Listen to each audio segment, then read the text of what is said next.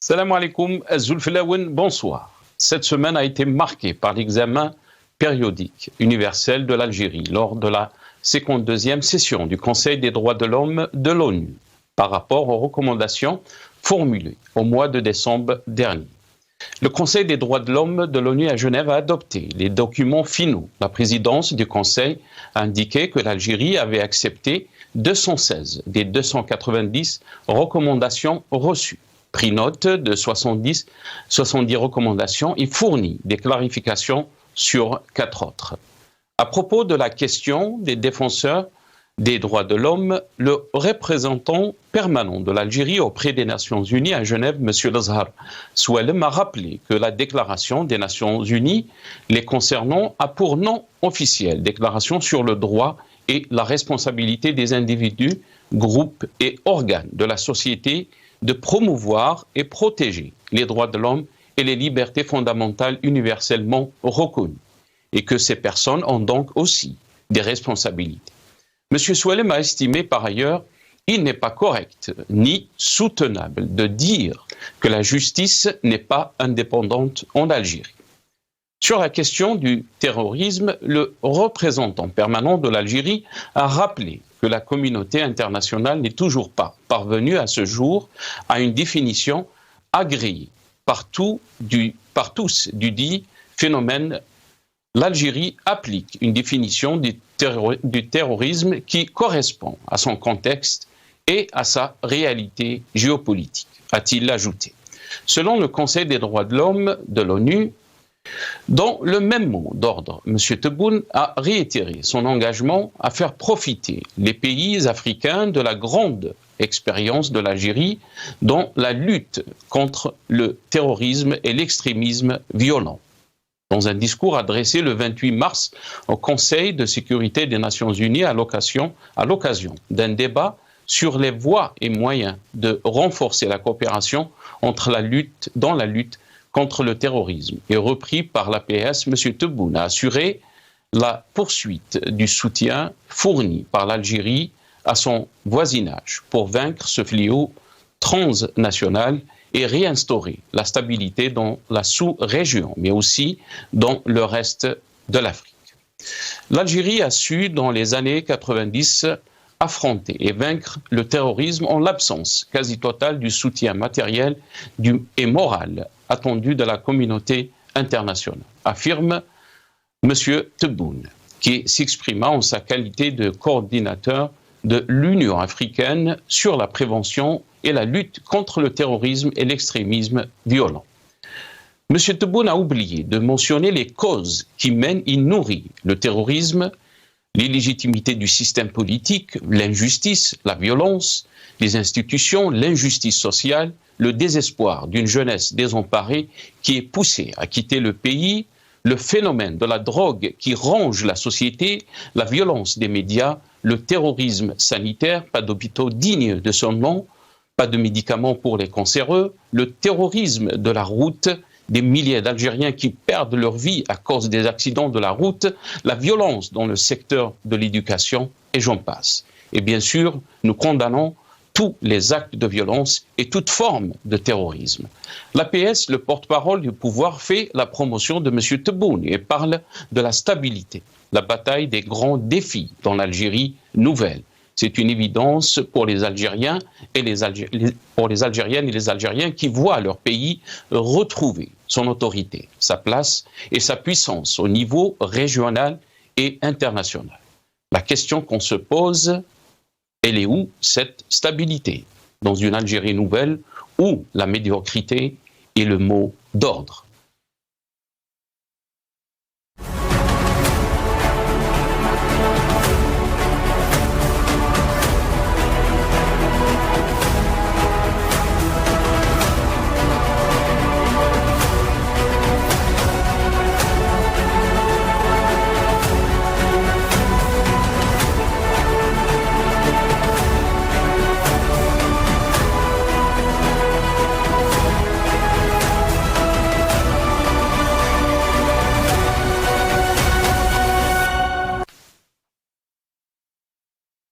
Rétro-info de la semaine, on va revenir sur les sujets qui ont marqué l'actualité algérienne cette semaine et on aura le plaisir d'accueillir dans cette émission Monsieur Dr Hassan Hirash, docteur en sciences économiques et analyste politique. Il sera avec nous depuis Paris via Skype. Dr Hassan Hirash, bonsoir, merci beaucoup d'avoir accepté l'invitation. Azul Filek. Bonsoir Nassar, Azul Filek, Azul Filawan, bonsoir à tous les téléspectateurs.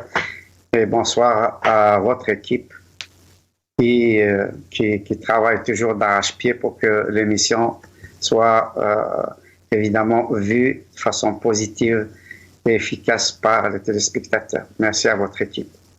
Merci, docteur Hassan Hirash. D'arrache-pied, je ne sais pas. On va voir ça. Mais c'est vrai qu'il travaille très dur dans les coulisses pour que cette émission, pour que toutes les émissions sur la chaîne Maribien soient diffusées. Mais vous avez vu aussi M. Abderrahim Moussawar qui est avec nous, universitaire militant politique. M. Abderrahim Moussawar, bonsoir. Marhaba bik, merci beaucoup d'avoir accepté l'invitation. Bonsoir Nassar, bonsoir Dahassan, bonsoir à tous les téléspectateurs d'Al Magharibia et à toute l'équipe technique. Merci pour l'invitation. Merci beaucoup Abderrahim d'avoir accepté l'invitation. Azul Filek.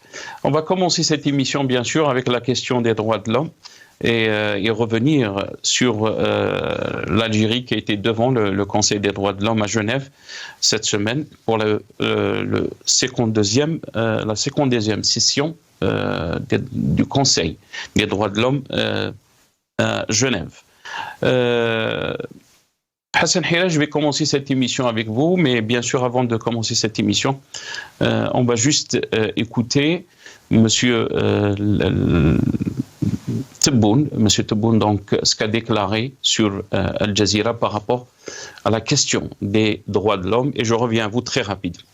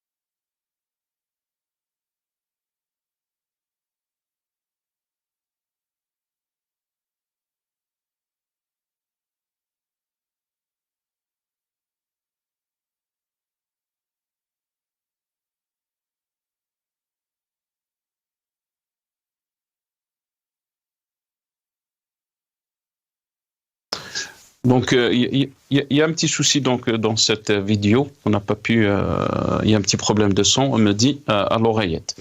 Mais avant de commencer, juste il faut rappeler que le Conseil de sécurité, donc le Conseil des droits de l'homme à Genève, donc a étudié les recommandations par rapport qui ont été faites à l'Algérie par rapport aux droits de l'homme.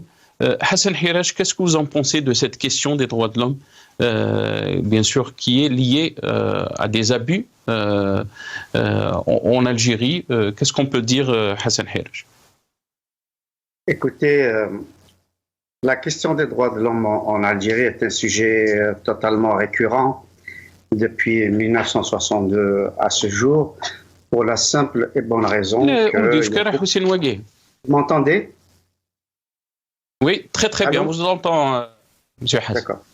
Oui, je disais que c'est un sujet totalement récurrent en Algérie pour la simple et bonne raison que depuis l'indépendance, cette question des droits de l'homme, si elle revient toujours d'actualité, c'est qu'elle n'est pas réglée.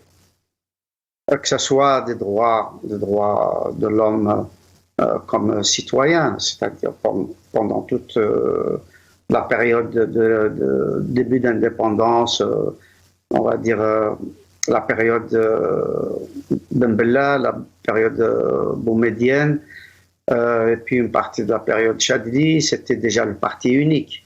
À partir du moment où on avait le parti unique, il est évident que les Algériens n'avaient aucun droit, ni à l'expression, ni à l'organisation, ni à quoi que ce soit d'autre. Il y avait le fameux article 120.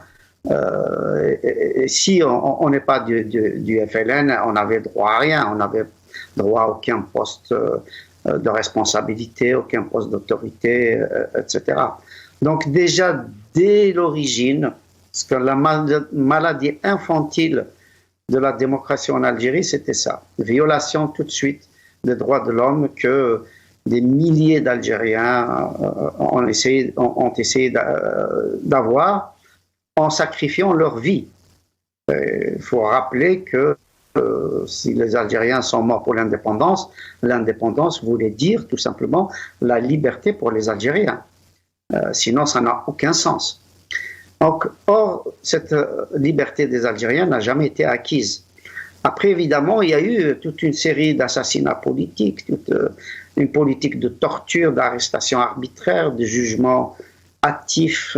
On peut citer des exemples sans fin.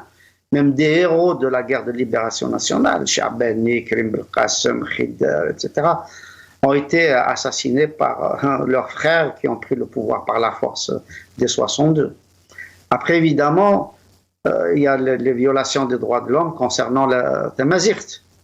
Comment la langue du pays, la langue ancestrale, la langue millénaire du pays a été interdite et combien de dizaines, de centaines de jeunes et de moins jeunes ont fait la prison, ont été torturés, ont été exclus de leur travail, ont été chassés de leur pays, etc. Parce que tout simplement, ils ont réclamé l'enseignement de leur langue et la prise en compte de leur culture, la prise en compte de leur histoire. Donc comment voulez-vous qu'il y ait un respect des droits de l'homme dès lors que l'Algérien lui-même n'est pas reconnu dans son identité première, dans son identité fondamentale, dans sa langue ancestrale. Évidemment, je rajoute tous les droits à l'expression, les journalistes qui ont été toujours bâillonnés, qui ont toujours été, les journaux qui ont été interdits, qui ont été sanctionnés, ainsi de suite.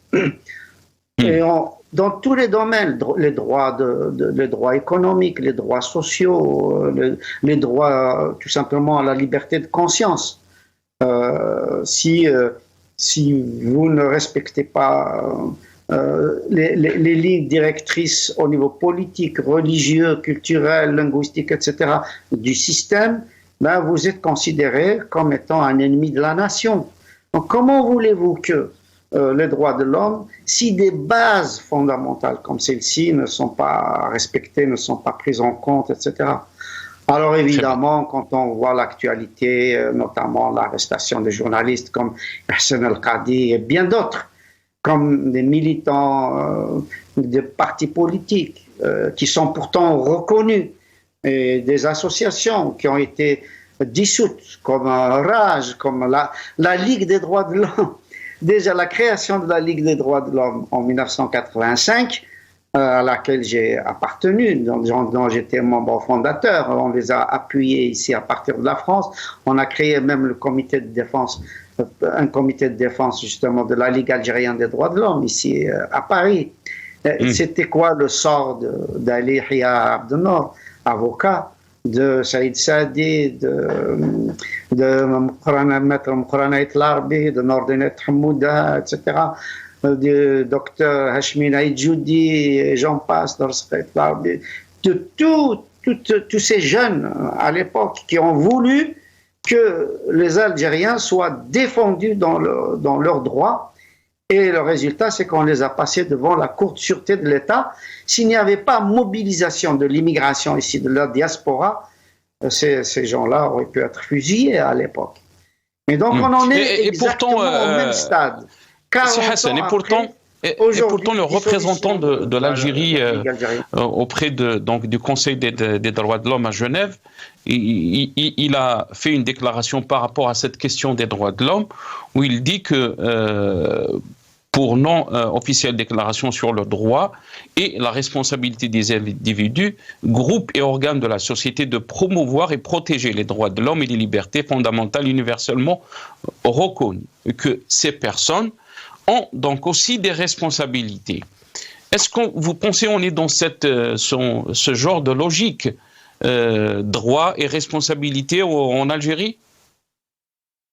Pas du tout, à partir du moment où on n'a déjà pas la notion de citoyenneté. Donc on ne peut pas évidemment acquérir ces notions de responsabilité, déjà au niveau des gens du pouvoir, toutes tendances confondues, qu'ils soient civils, militaires, qu'ils soient dans la police, qu'ils soient dans l'administration, qu'ils soient même dans les collectivités locales, etc. On assiste à quoi? On assiste tout simplement à une marginalisation du citoyen et il n'y a pas de citoyenneté, il n'y a pas de liberté de conscience, il n'y a pas de liberté linguistique, il n'y a pas de liberté d'expression, etc.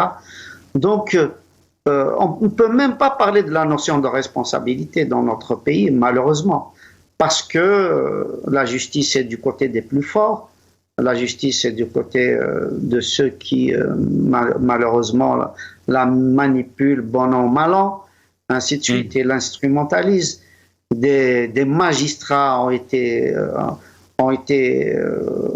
exclus parce que tout simplement ils voulaient respecter à minima le droit.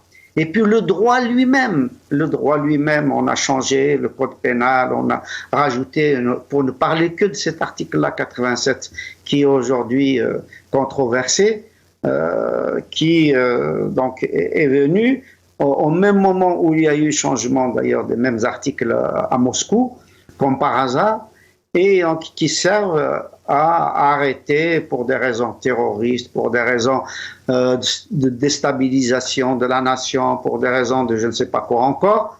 On arrête n'importe quel militant qui a fait une publication sur Facebook ou sur Twitter ou sur les réseaux sociaux d'une façon générale, ou qui a pris la parole, ou même qui a liké, qui a mis un like pour un homme politique, etc. Donc, on est loin de tout cela, malheureusement, c'est ça. L'Algérie n'est pas encore décidée à respecter le droit des Algériens, tout simplement. C'est-à-dire, on est dans un système d'apartheid culturel, d'apartheid social, d'apartheid linguistique. On est dans un système de caste. Il y a des Algériens qui peuvent s'exprimer, qui peuvent diriger, qui peuvent avoir des postes d'autorité, des postes de responsabilité. Et il y a l'écrasante majorité des Algériens qui n'ont aucun droit, ou presque, et qui n'ont le droit que de se taire, que de suivre, etc. Comme dit avec vraiment justesse Louni Saïd Miglet, Njman Kfan, Rafiq Paran Ritfran, Nithni Zran, Knon Zran. Ils se sont rassemblés, ils ont décidé pour nous. Eux, ils savent ce qu'ils décident, mais nous, on ne sait rien. Et donc, c'est une marginalisation complète des citoyens. Je pense que la poignée de gens au pouvoir qui voudraient que les Algériens soient libres doivent être encore plus malheureux que nous, parce qu'ils sont à l'intérieur de ce système qui broie le citoyen et malheureusement, ils sont impuissants. Donc, nous sommes dans une situation kafkaïenne, Sinassar. La réponse à vos questions, c'est qu'il n'y a pas de droit de l'homme en Algérie. Je reviens à vous, Abderrahim, sur cette question des droits de l'homme, bien sûr. Mais avant de vous donner la parole, Abderrahim, on va écouter Monsieur Lazhar. Qu'est-ce qu'il a déclaré donc, pendant cette session. On l'écoute et je reviens à vous très rapidement. بالنسبة للحريات الأساسية والتي كانت محور توصيات بعض الوفود فالدستور الجزائري ينص على أن حرية الرأي مصونة حسب المادة 51 وحرية الصحافة المكتوبة والسمعية البصرية والإلكترونية مكفولة المادة 54 من الدستور.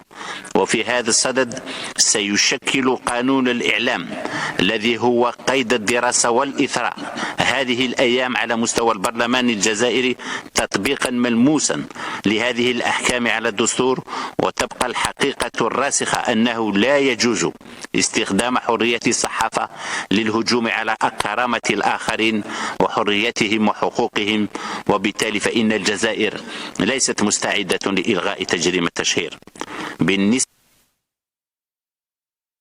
Donc ça, c'était les déclarations de M. Lazhar Soualem. Abdrahim Moussawar, il a aussi déclaré il n'est pas correct ni soutenable de dire que la justice n'est pas indépendante en Algérie. Votre réaction, Abdrahim Moussawar? Bonjour encore une fois. Si j'ai une réaction à faire là-dessus par rapport aux déclarations de M. Soualem, d'abord c'est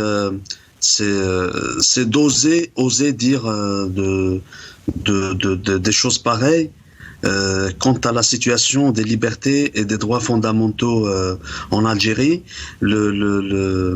C'est-à-dire le comble dans tout ça, c'est lorsqu'il cite des articles de la Constitution comme l'article 54 qui parle de la garantie des libertés fondamentales, de la liberté de la presse, la liberté d'information, etc. Alors que, un simple exemple, il n'y a pas 24 heures hier dans la Wilayat Béjaïa, la commune d'Aoukas, une commune voisine, le café littéraire d'Aoukas qui est connu à l'échelle nationale en Algérie, qui organisait des rencontres avec des écrivains, avec des journalistes, avec des littéraires, avec des militants, d'anciens militants, a été fermé par le tribunal administratif de la Wilayat Béjaïa hier. En parlant de la liberté, vous avez d'un côté la Ligue algérienne pour la défense des droits de l'homme et de l'autre côté, pour casser tout élan de démocratie ou de lutte pour les droits en Algérie, le système néocolonial en Algérie a créé ce qu'on appelle la Ligue algérienne des droits de l'homme. Vous avez l'association Rage, vous avez des partis politiques, des militants, des syndicalistes qui sont emprisonnés quotidiennement, qui sont harcelés, l'harcèlement judiciaire, le contrôle judiciaire sur des militantes, sur des militants. Donc ma réaction là-dessus, ce n'est plus l'étonnement, mais aujourd'hui on est arrivé à un point où le système en Algérie, le système néocolonial, je dis bien néocolonial parce que ce que la France coloniale n'avait pas achevé hier, le système néocolonial en Algérie, il est en train de le faire aujourd'hui. Ce sont des positions que j'assume, des propos que j'assume, tout simplement parce que lorsqu'on regarde aujourd'hui, nous sommes en 2023, où en Algérie, l'un des pays qui a donné l'une des guerres de libération les plus performantes, les plus remarquables du XXe siècle, on arrive où les petits-enfants, les enfants des Moudjahidines et des Chouhada qui ont libéré le pays de la plus grande puissance coloniale de l'époque, se trouvent aujourd'hui entre les mains d'un système qui emprisonne, qui assassine, qui donne une définition au hasard, à sa guise, à la notion de terrorisme, qui distribue le qualificatif terroriste à toute organisation, à toute personne ayant ou portant des voix discordantes dans le pays, qui distribue l'adjectif terroriste à tout travail politique, syndical, associatif, à tout militantisme, à tout engagement visant à un réel changement en Algérie, à un régime, un système néocolonial qui réprime toute voix discordante, qui réprime toute volonté de construire une Algérie libre et réellement indépendante. Parce que tout ce qui se passe aujourd'hui, qu'on le veuille ou pas, nous sommes en 2023, tout ce qui se passe aujourd'hui en Algérie sur la scène politique nationale ou même au-delà des frontières internationales est lié intimement à ce grand mouvement du Hirak, le Hirak algérien qui a commencé en 2019 et qui continue jusqu'à aujourd'hui dans la diaspora. Le système politique en Algérie ne cesse pas dans sa répression, dans l'emprisonnement des militantes, des militants. Il fait tout pour se donner une façade internationale légitime, une façade d'un système qui respecte entre guillemets la volonté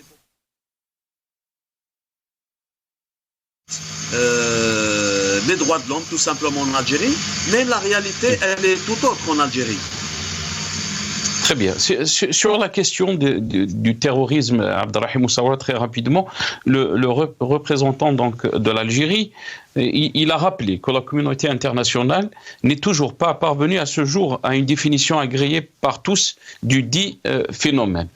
Comment peut-on lire cette réponse de Monsieur Lezhar Souel? Abdelrahim Moussaoua?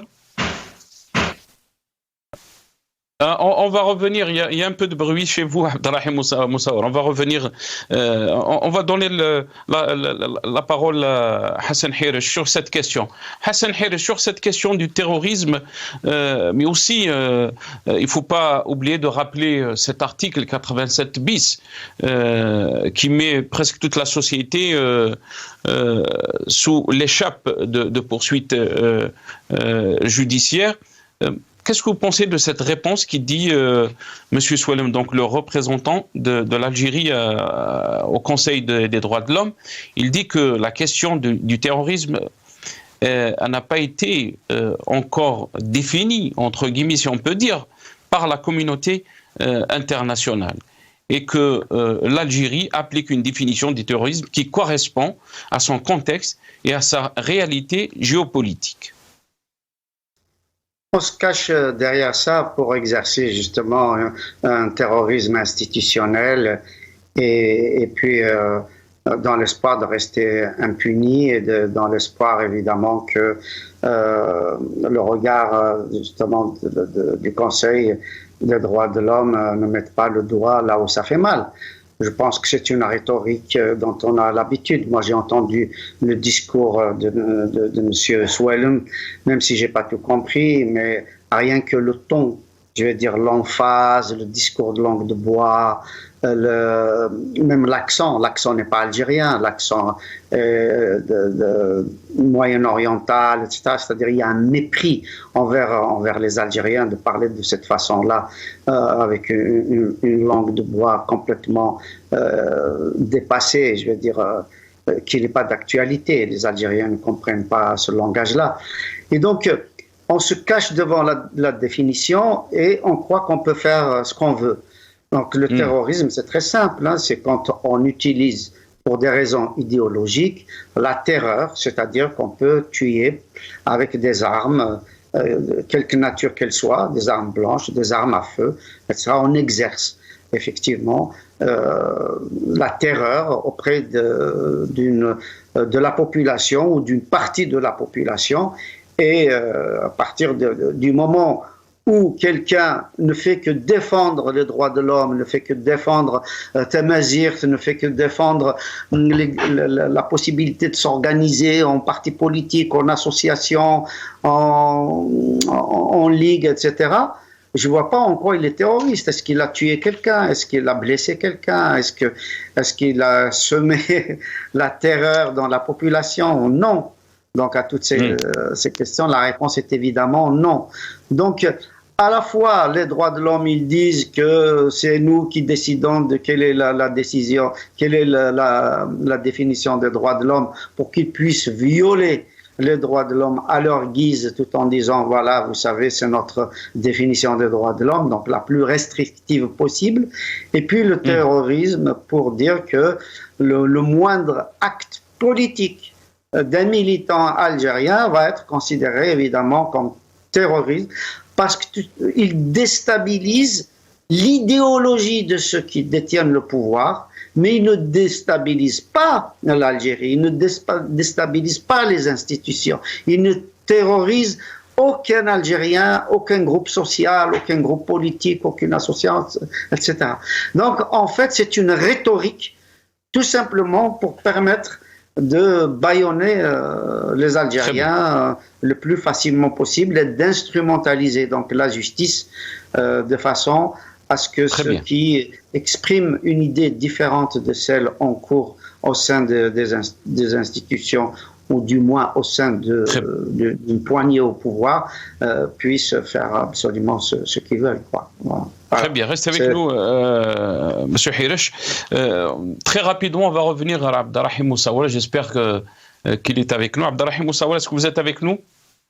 Je suis là, oui, je suis avec vous. Très bien. Désolé, il y a eu un peu de bruit juste pour essayer donc de revenir sur cette question avant d'entamer la question de la stabilité qui a été bien sûr relayée par l'APS.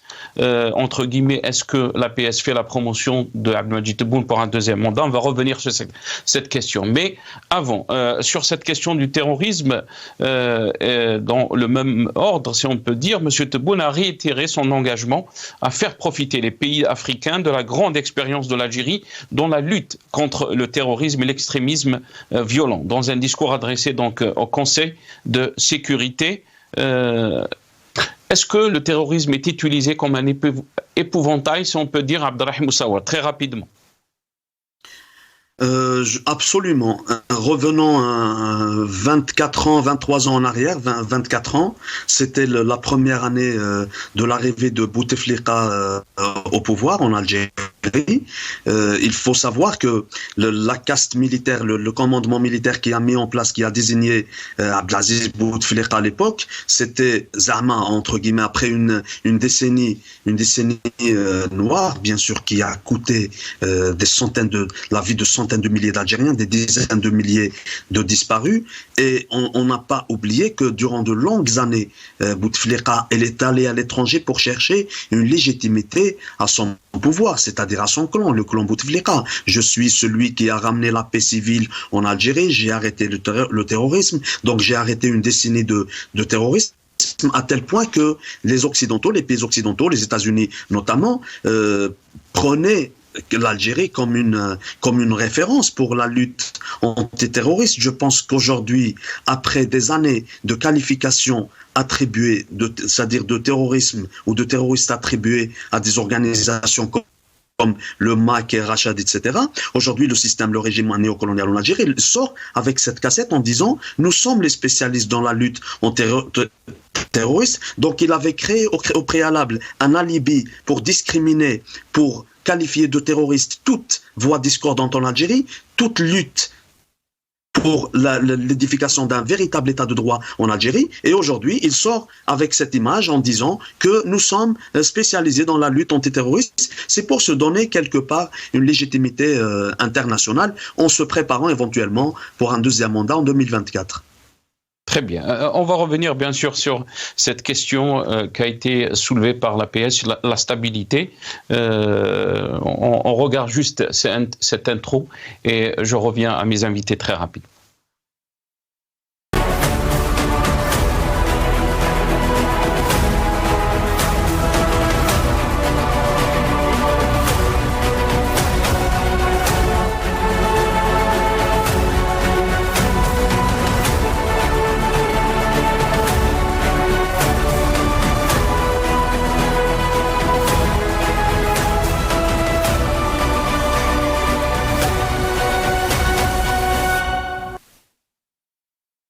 Donc, on va juste écouter ce reportage de la télévision algérienne sur ce qui a été relayé par l'APS et on revient à vous.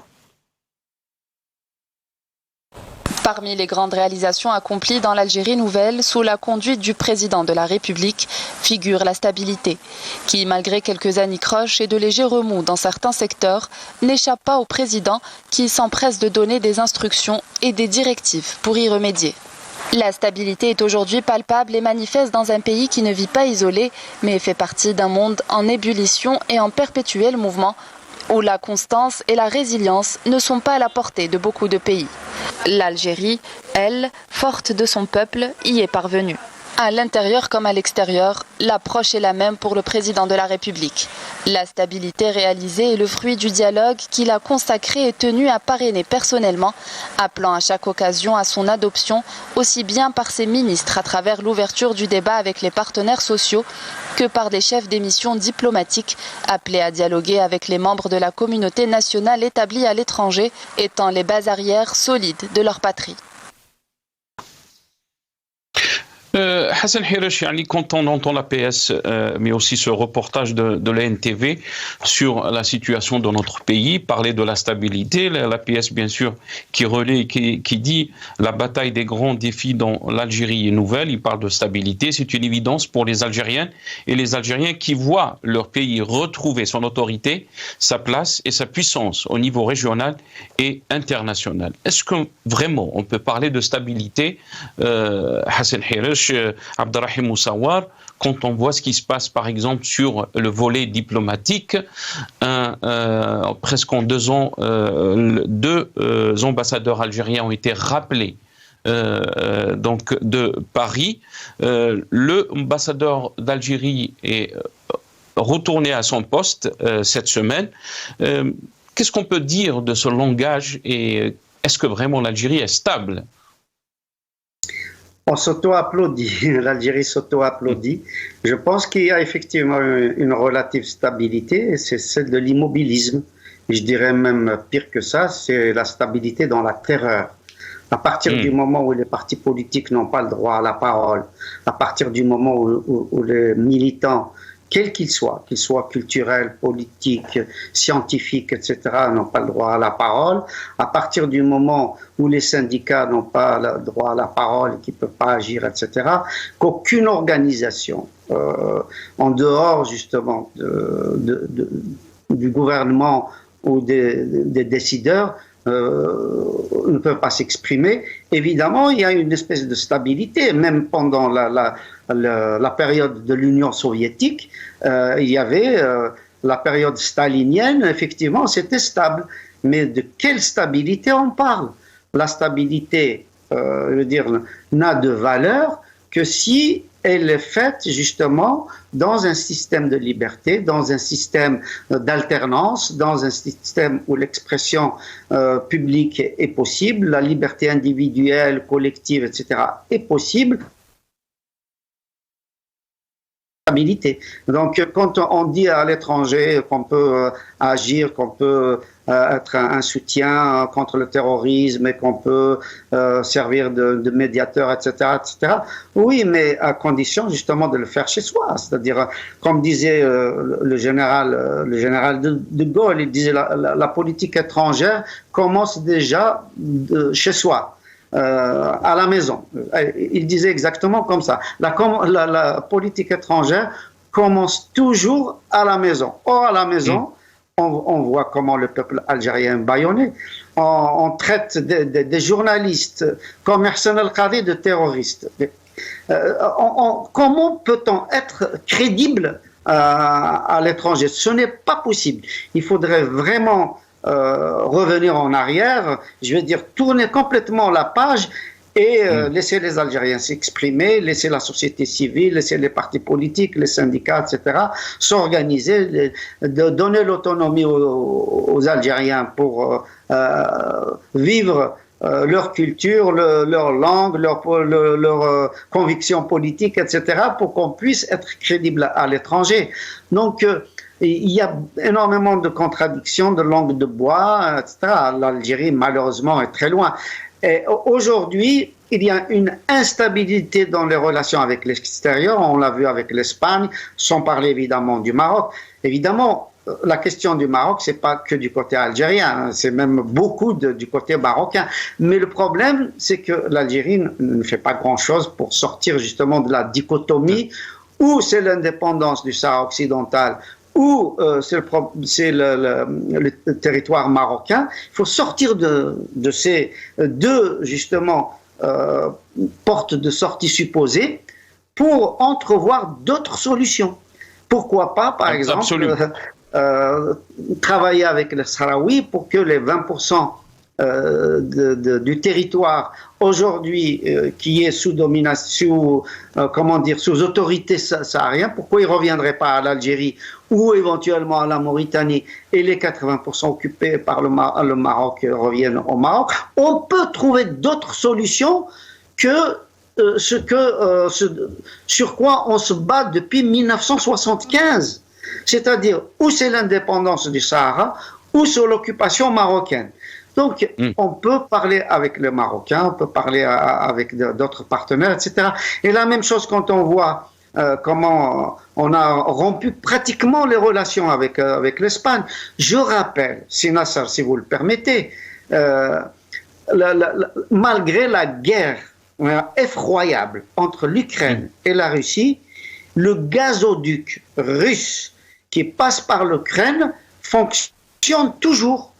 L'Ukraine n'a pas arrêté, n'a pas détruit, on n'a pas fermé les robinets, la Russie non plus, du gaz russe qui est exporté à l'étranger et qui passe à travers l'Ukraine. Donc on peut être dans une tension maximale, mais garder des soupapes, les canaux, garder des canaux de communication, surtout en diplomatie. Restez avec nous, Hassan Hirish. Abdelrahim Moussawar, est-ce qu'on peut parler de stabilité, surtout quand, bien sûr, on revient à ce qui a été dit par Hassan Hirish, la question diplomatique, une crise avec l'Espagne, les relations étaient rompues avec le voisin, le Maroc, l'ambassadeur qui a été rappelé 2 fois, la dernière fois bien sûr à cause de Amira Bouraoui, la militante et la franco-algérienne Amira Bouraoui. Donc, est-ce qu'on peut parler vraiment de stabilité? Mais avant de vous donner la parole à Abdelrahim Moussawar, on va écouter M. Tebboune qui avait déclaré donc, dans une interview à Al Jazeera que l'ambassadeur algérien à Paris va y retourner très prochainement. On l'écoute. دائما فيها ذبذبات فوق وتحت فوق وتحت معروف يعني نظرا للماضي الأليم اللي عشناه مع بعض. عشنا 132 سنة مع بعض، كان فيها يعني الأمور سيئة جدا، والذاكرة احنا شعب يخاف من التاريخ ويسجل كل خطواته في التاريخ وما نتخلاش على تاريخنا وما نتخلاش على الذاكرة نتاعنا. السفير حتى لا يرجع لأن في عندنا جالية وعندنا يعني قريبا سيعود السفير. القنصلي لازم يقوموا به ولازم إن شاء الله مش مستبعد. Donc ça c'était les déclarations de M. Tebboune. Abdelrahim Moussawar. Sur la question des relations internationales, les questions géopolitiques, rien ne nous empêche aujourd'hui de constater que la situation est vraiment instable, d'où la nécessité d'avoir une diplomatie lucide, une diplomatie intelligente, une diplomatie responsable. Mais quant à l'instabilité dont parle le président désigné Abdelmajid Tebboune, plutôt il parle de la stabilité. La stabilité concernant le statu quo politique en Algérie, nous sommes tout à fait d'accord avec lui. La stabilité concernant une répression qui a commencé le lendemain de l'indépendance jusqu'à aujourd'hui, c'est toujours la même répression, c'est toujours le même système, c'est toujours la même corruption, c'est toujours les mêmes injustices, c'est toujours les mêmes inégalités sociales, et parfois encore plus d'un degré un peu plus élevé. Je pense que là en plus sur la vidéo qui vient de passer, il y a un élément très important lorsque Abdelmajid Tebboune dit que le peuple algérien il a peur de l'histoire. Shab yakhaf min tarikh. Le peuple n'a jamais eu peur de l'histoire. Au contraire, ce sont les peuples, y compris le peuple algérien, qui font l'histoire. Ceux qui ont peur de l'histoire, ce sont les dirigeants, ce sont les gouverneurs, ce sont ceux qui sont désignés injustement malgré la volonté populaire, malgré la souveraineté populaire. Donc ce régime en Algérie aujourd'hui, à chaque fois, d'ailleurs cette question d'instabilité des relations entre la France et l'Algérie, la diplomatie, l'ambassadeur algérien qui est rappelé à Alger et puis qui repart à Paris, je pense que cette phrase, le je t'aime moi non plus, c'est devenu aujourd'hui une habitude utilisée que veut imposer le système algérien par rapport à l'opinion nationale. C'est une habitude qui en réalité dessert plus l'Algérie que que la construction de véritables contours diplomatiques. Là, dans cette situation aujourd'hui où l'Algérie a vraiment besoin de vrais responsables, d'une vraie volonté, il n'y a de volonté que la volonté populaire qui doit être respectée. Donc on fait le tour de toutes ces questions géopolitiques, de toutes ces questions diplomatiques, de toutes ces questions de relations internationales, mais on revient toujours à la légitimité populaire. Tebboune a tout essayé depuis 2019. Il n'a même pas visité une wilaya. Il a tout essayé avec ses relais, avec les différents clans du système, des tractations entre les clans du régime, rien que pour avoir la légitimité. Mais ce qui manque aujourd'hui au système algérien, ce système néocolonial, d'ailleurs, depuis l'indépendance du pays, c'est la souveraineté populaire qu'il n'a pas eue. Parce que lorsqu'il s'était installé en 1962, il s'était installé par la violence. Il a tué des Algériens, il a torturé des Algériens, il a exilé des Algériens pour se maintenir au poste et assouvir et subvenir aux besoins c'est-à-dire, il se présente en force comprador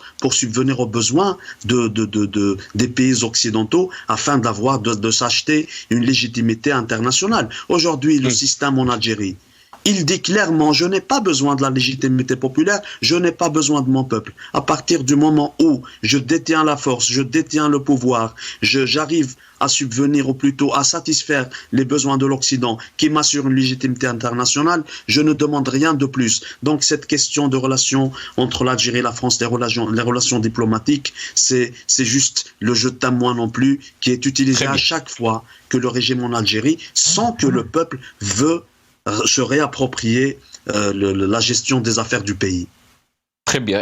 Reste avec nous, Abderrahim Moussawar. Il ne me reste pas beaucoup de temps et j'aimerais donc entamer aussi ces dernières minutes qui nous restent et parler aussi des médias en Algérie, surtout ce mois de Ramadan où on voit des feuilletons et un feuilleton qui a, si on peut dire, déclenché une colère, une tollée de colère sur les réseaux sociaux.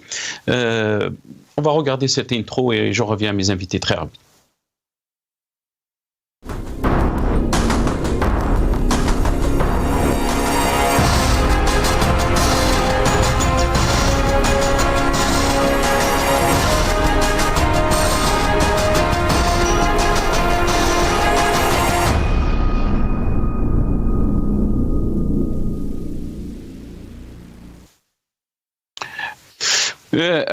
Hassan Hiraj, vous avez parlé bien sûr des médias en Algérie, mais aussi la liberté d'expression et le cas de Ihsan El-Qadi.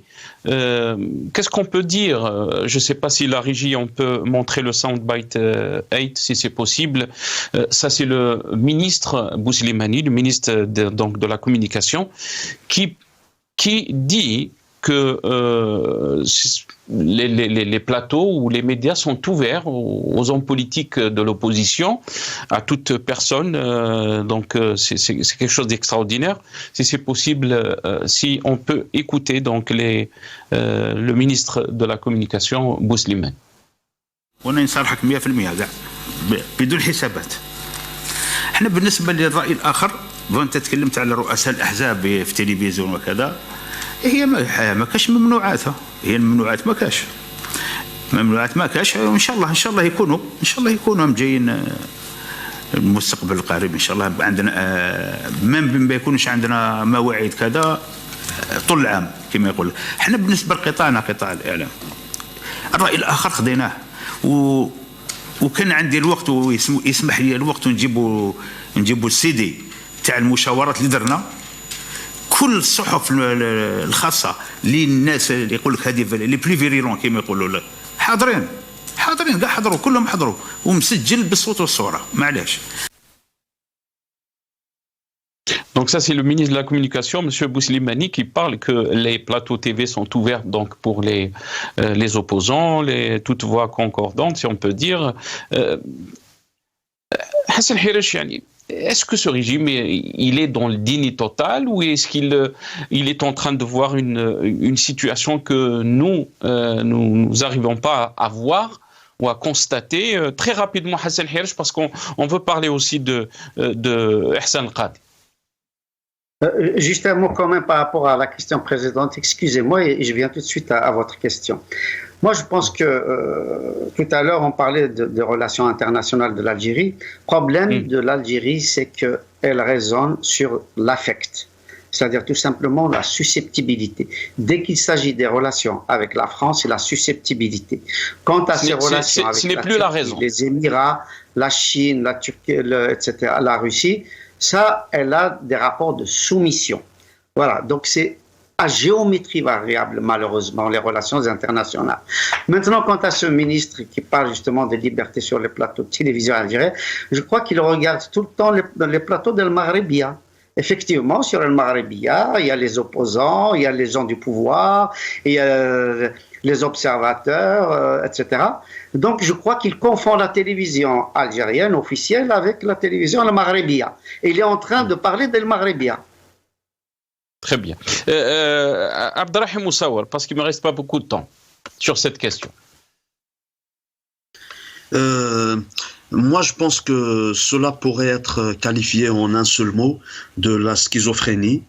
On a l'impression que c'est un système qui se crée un monde virtuel, malgré la répression, malgré cette volonté de bafouer toute voix discordante en Algérie. On donne l'impression, on suit ce qui est écrit sur une constitution antipopulaire, antinationale et illégitime, qui n'émane pas du tout de la volonté populaire, en disant que les libertés fondamentales, la liberté de la presse, la liberté d'expression est garantie. Et surtout, il y a une phrase qui nous interpelle dans ses propos, quand il dit « les opposants sont, c'est-à-dire, ils sont les bienvenus sur les plateaux de télévision ». Moi, je me demande de quel opposant parle-t-il. Moi, j'ai l'impression qu'en Algérie aujourd'hui, un opposant qui s'exprime, il va directement en prison. Peut-être il confond entre plateau de télé et prison. Il faut juste rappeler que le rassemblement donc, a été fait devant l'ambassade d'Algérie à Paris par RSF et que la pétition qui a été lancée en solidarité avec Hassan Qadi donc, a rassemblé presque 13 000 signatures. Un mot, Hassan Hirj, sur ça. Ben, je pense que c'est très important que Hassan El-Qadi soit défendu dans ses droits. Je pense qu'effectivement, il n'a absolument rien fait de répréhensible. C'est un journaliste libre et je crois que l'Algérie a tout intérêt à laisser ce genre de journaliste s'exprimer. C'est dans l'intérêt de l'Algérie que l'Algérie puisse respirer. C'est l'honneur de l'Algérie. Donc les 13 000 signatures qui pourraient, évidemment, s'il y avait un travail autour de ça qui pourrait avoir des milliers, des dizaines de milliers, voire des centaines de milliers de signatures pour la libération d'Hassan El-Qadi et de tous les autres journalistes, de tous les autres militants, etc. Je crois que si véritablement on a affaire à un pouvoir sérieux, il faut véritablement qu'il change de cap, qu'il change de politique, qu'il laisse les Algériens s'exprimer. Je crois qu'ils n'ont pas le monopole de l'amour du pays, ils n'ont pas le monopole de l'amour de l'Algérie. Je crois que tout Algérien a le droit de s'exprimer et d'avoir des idées qui ne sont pas on va laisser le dernier mot pour Abdelrahim Moussaoua pour lui faire justice aussi. Abdelrahim Moussaoua, très rapidement. Moi, je pense qu'un système néocolonial qui a non seulement provoqué, mais aussi qui s'est tu, qui a fait dans la marchandisation de plus de 250 000 morts en Algérie, je pense qu'il ne se casserait même pas la tête de regarder les 13 000 signataires. Mais ceci étant dit, des signatures en faveur d'un journaliste comme Hassan Qadi, elles sont plus que nécessaires. Hassan Qadi aujourd'hui, c'est à l'image de tous ces militants, de tous ces journalistes, toutes ces journalistes, ces militants, ces défenseurs et ces défenseuses des droits de l'homme en Algérie qui méritent d'être soutenus. Merci et désolé de vous avoir pressé, le temps de l'émission est terminé. Merci à Hassan Hirj, docteur en sciences économiques, analyste politique. Merci aussi à Abdelrahim Moussaoua, universitaire, militant politique. Vous étiez avec nous depuis Paris via Skype. Merci à vous, chers téléspectateurs.